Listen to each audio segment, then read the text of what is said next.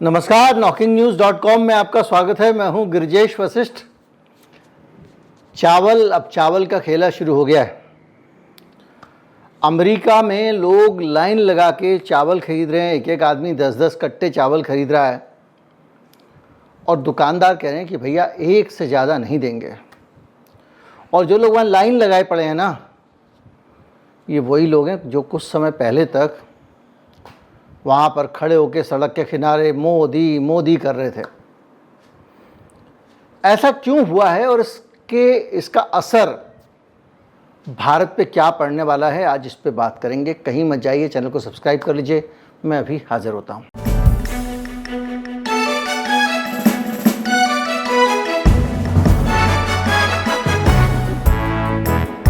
दरअसल हुआ ये है कि दो किस्में हैं चावल की।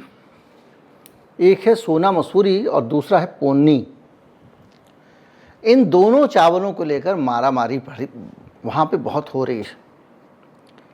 अब आप कहेंगे साहब, सबसे ज़्यादा तो भारत में बासमती चावल खाया जाता है, तो इस चावल की मारामारी क्यों है? उसकी एक वजह है।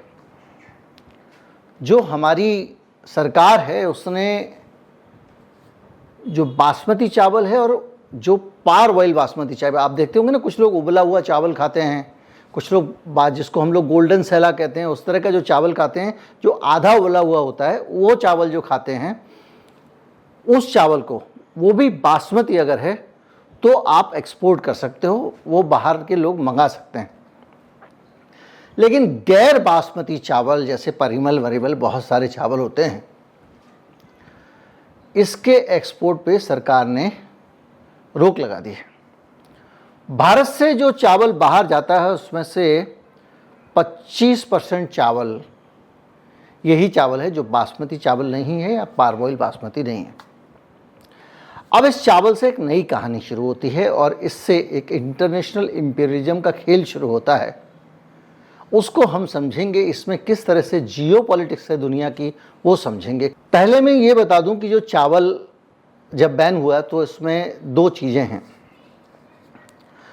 एक चीज़ तो ये है कि बासमती चावल को सरकार ने उसके एक्सपोर्ट पे रोक क्यों नहीं हटाई, वो क्यों बदस्तूर जाता रहेगा, उस पर कोई दिक्कत क्यों नहीं है, और बाकी चावलों पे दिक्कत क्यों है। इससे एक संदेश आता है, इसका एक मतलब है। मोटे तौर पे हम भारत के वासी जो हैं वो ये समझते हैं कि बासमती चावल खाते हैं खाते पीते लोग, क्योंकि वो अच्छा चावल होता है, उसका दाम थोड़ा सा ज़्यादा होता है, इसलिए बासमती चावल ही अमीर लोग खाते होंगे। वो जो विदेशों में जाने वाला जो गैर बासमती चावल है वो गरीबों का चावल है, तो सरकार ने उसके एक्सपोर्ट पर रोक लगा दी है। तो आम आदमी के लिए अच्छा कर दिया कि भाई गरीब आदमी जो है चावल खरीद पाएगा, क्योंकि अब वो एक्सपोर्ट नहीं जाएगा तो उसका दाम नहीं बढ़ेगा। लेकिन हकीकत ये नहीं है। जिन चावलों का एक्सपोर्ट बंद किया गया है उस चावल में हर तरह का चावल है।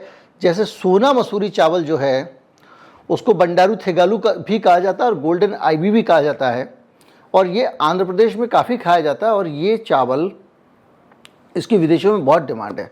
इसी तरह से तमिलनाडु का एक पोन्नी चावल है, उसको भी दो तरह के चावल से मिलकर डेवलप किया गया था वैज्ञानिकों ने, उसकी भी डिमांड काफ़ी ज़्यादा है। अब चावल की जो एक्सपोर्ट की राजनीति है उसको समझिए। ये चावल का प्रतिबंध कब सामने आया? ये प्रतिबंध तब सामने आया है जब रूस ने दुनिया को गेहूं की सप्लाई यूक्रेन से होने वाली रोक दी है।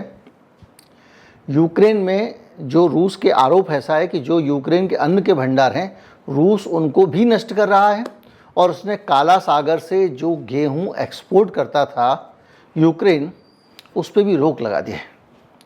रूस का आरोप है कि जो जहाज जाते थे आते थे उसमें जो बारूदी हथियार होते हैं उनके ट्रेसेस मिले, यानी उनके कुछ निशान मिले हैं, जिससे पता लगता है कि ये जो जहाज़ थे ये सिर्फ गेहूं लेकर नहीं जा रहे थे, ये हथियारों का भी आवाजाही कर रहे थे।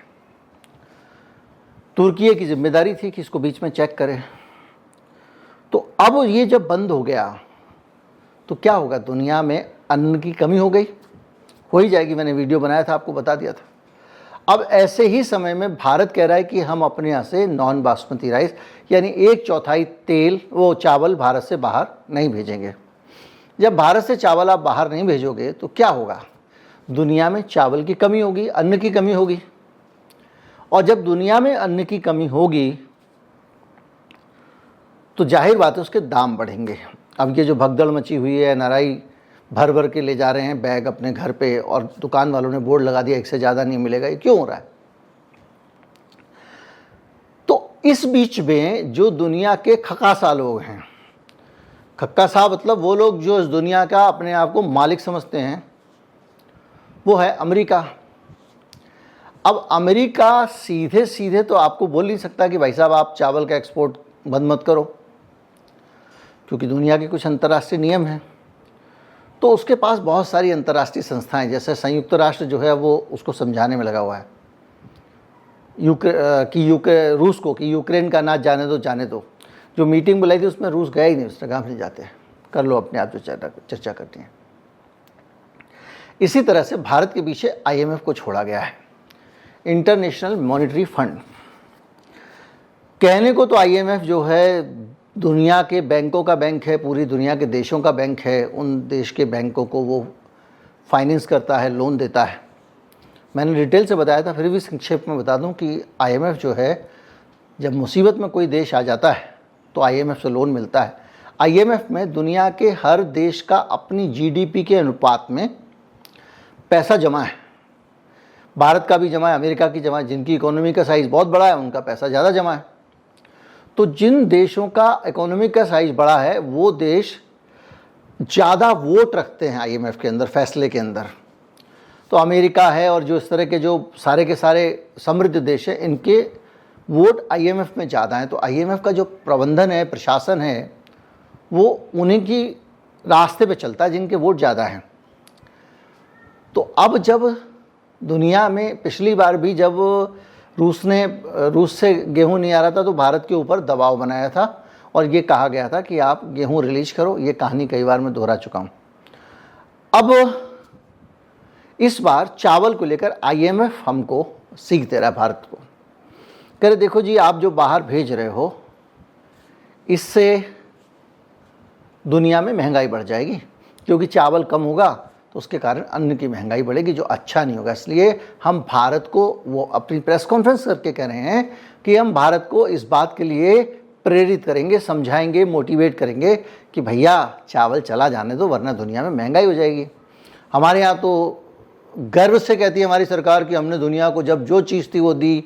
अपने लोगों को टूटा हुआ चावल, बचा हुआ चावल पीस कर उसका फिर से चावल बनाकर उसमें थोड़ा आयरन वायरन मिला देते हैं ताकि कोई ये ना कह सके पीस के चावल बना रहे हो। उसको कह दिया फोर्टिफाइड राइस, और वो खिला रहे हो। मैंने आपको बताया था कि फोर्टिफाइड राइस से समस्याएं स्वास्थ्य की दूर हुई नहीं, समस्या उल्टा बढ़ गई, क्योंकि बहुत सारे पूरे आंकड़े दिए थे मैंने आपको। क्योंकि जो आप फोर्टिफाइड राइस खाते हो उसके अंदर जो आयरन होता है, वो जो आयरन होता है केमिकल वाला, वो आयरन कुछ लोगों को सूट करता है, कुछ को नहीं करता। जो आयरन की गोलियां स्कूलों में बांटी जा रही थी उनसे भी कई बच्चियां बीमार हुई थी, कई जगहों पे पेट में दर्द हो जाता था। अब तो चावल खाएंगे उनको पता ही नहीं चलेगा किस वजह से हो रहा है।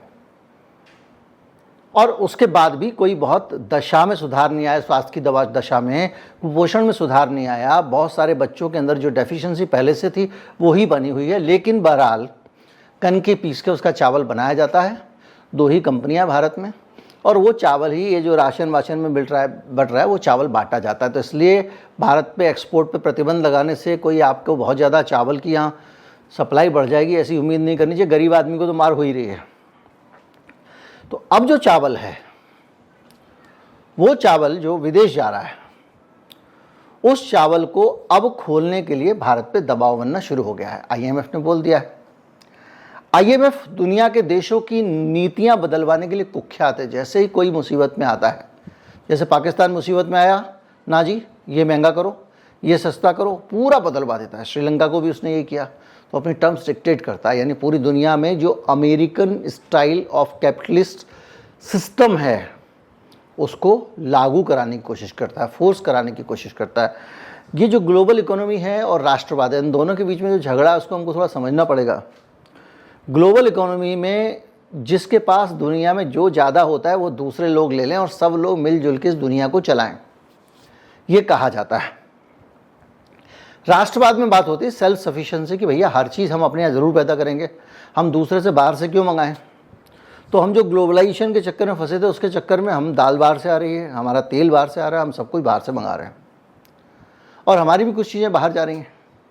लेकिन इसमें क्या होता है कि जैसे ही प्रतिबंध लगता है, ये चुटिया आपकी आ गई अमेरिका के हाथ में, जैसे ही प्रतिबंध लगता है किसी चीज़ का, आपके देश का पूरा सिस्टम गड़बड़ा जाता है, क्योंकि आप तो दूसरों पे निर्भर हैं।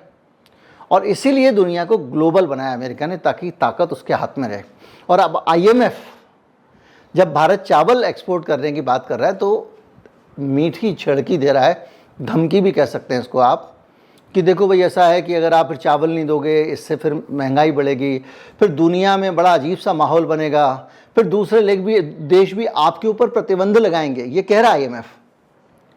और प्रतिबंध लगाएंगे तो आपको भी परेशानी होगी, इसलिए चावल के एक्सपोर्ट पर रोक मत लगाओ।